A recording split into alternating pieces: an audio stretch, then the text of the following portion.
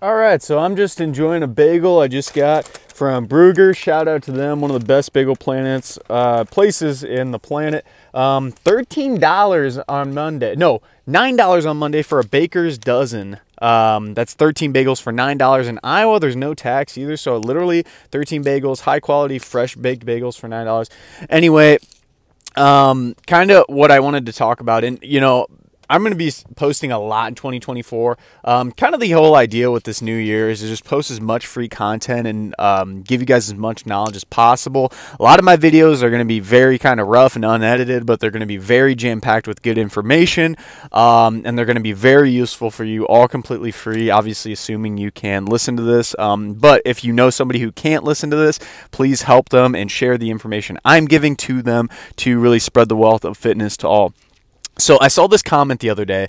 I was doing some really slow and controlled bicep curls on it was actually like a machine not meant for bicep curls, but basically it gets your elbow in a very extended position where it's a deep stretch at the bottom.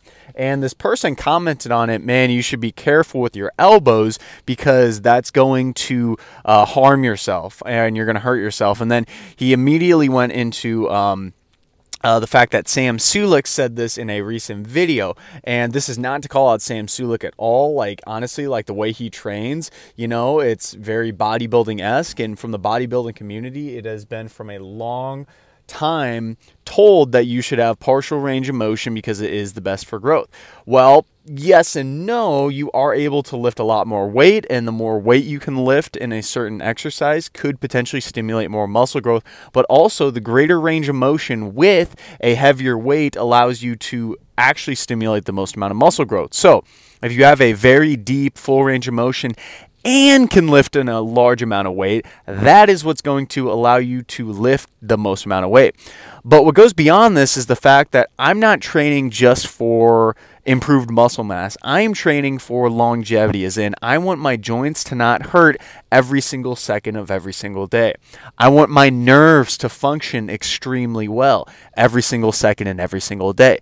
And if I did only partial repetition exercises like what this guy was telling me to do, I would have lots of nerve pain, lots of joint pain, likely because I'm not using a full range of motion in those given things. So anytime anyone's telling you stuff like that, they're coming out of a good place. Like a doctor telling you to not deadlift, it's coming out of a good place because likely they just don't want you to hurt themselves. But what they don't realize is that they're actually causing more harm because they're basically scaring you into not working out. I would not, for most people, have them do the exact exercise routine I do on day one. Maybe ever. I work with so many seniors and Special Olympics athletes and people who just don't have the best of mobility. A lot of the stuff that they do looks nothing like my routine.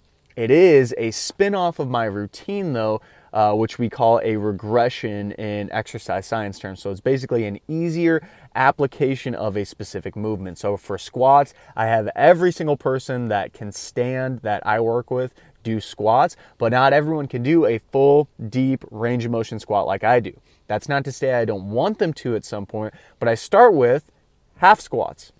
I start with half squats holding on to something. I start with sit to stand squats where they just sit in a chair, an elevated chair maybe, and stand up, right? I'm not reinventing the wheel here, people. Like, none of this stuff I'm teaching is special. It's just making this stuff a little bit easier in the anticipation and hope that someday that you are going to get better in your fitness routine. So long story short, if somebody's trying to nocebo you and telling you to not do an exercise, tell them to go do their own routine. For starters, maybe not actually. If you actually want to be nice about this, just be like, okay, I appreciate it, and know in the back of their mind that they probably have a very limited sense and knowledge of the human body and how well it can adapt, and just know to trust your body. Go in. If a workout you try, then you look at mine, and it's a little hard and you're like, man, that's tough.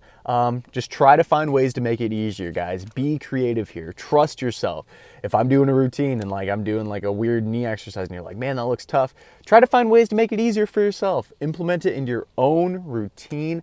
And ultimately that's going to be the name of the game, is taking the principles that I teach and trying to cater them into your own workout. And then maybe someday you'll be up to my level. Maybe someday you'll be actually better than me. I don't know.